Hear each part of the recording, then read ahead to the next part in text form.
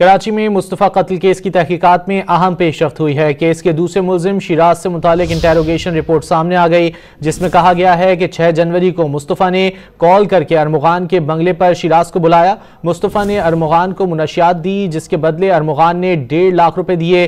कुछ देर बाद अरमुगान ने मुस्तफ़ा को गालियां देते हुए मारना शुरू कर दिया। मजीद जानेंगे डॉन न्यूज़ के नुमाइंदे मोहम्मद बिलाल से। बिलाल, मजीद क्या मालूम हो सका?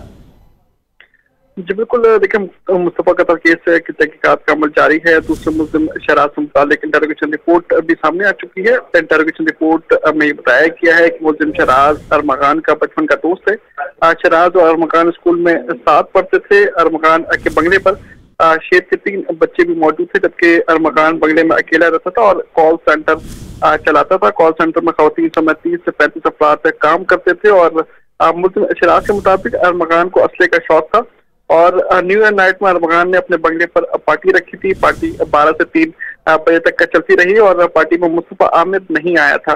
5 जनवरी को अरमुगान ने कॉल करके शराज को बंगले पर बुलाया और रात 10 बजे जब बंगले पर पहुंचा तो अरमुगान के साथ एक लड़की भी मौजूद थी, जबकि शराज के पहुंचने के बाद अरमुगान ने लड़की को ऑनलाइन कैब में वापस भेज दिया था। 6 जनवरी को मुस्तफ़ा ने कॉल करके अरमुगान के बंगले पर शराज को बुलाया। मुस्तफ़ा ने अरमुगान को एक शॉपर दिया, जिसके बदले में अरमुगान ने 1.5 लाख रुपए वापस दिए। कुछ देर बाद अरमुगान ने मुस्तफ़ा को मुकर्ररात बकने शुरू कर दिए और अरमुगान ने मुस्तफ़ा को सर और घुटनों पर मारा और उसका खून बहाना शुरू हो गया। अरमुगान ने फिर एक राइफल उठाई और दीवार पर 2 फायर किए।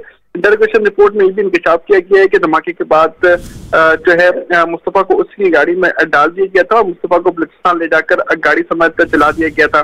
पुलिस हुकाम की जानिब से कहा गया है कि दोनों मुल्जिमान तो गिरफ्तार हैं, लेकिन जो इंटेरोगेशन रिपोर्ट है उसमें मजीद इंकशाफात हुए हैं और शराज की जानिब से भी बताया गया है कि इसको 6 जनवरी को अगवा किया गया था, घर पे डिफेंस के इलाके में रखा गया था और वहां पर बदतरीन तशद्दुद का निशाना बनाया गया था। जी बहुत शुक्रिया मोहम्मद बिलाल इन तफसीलात के लिए।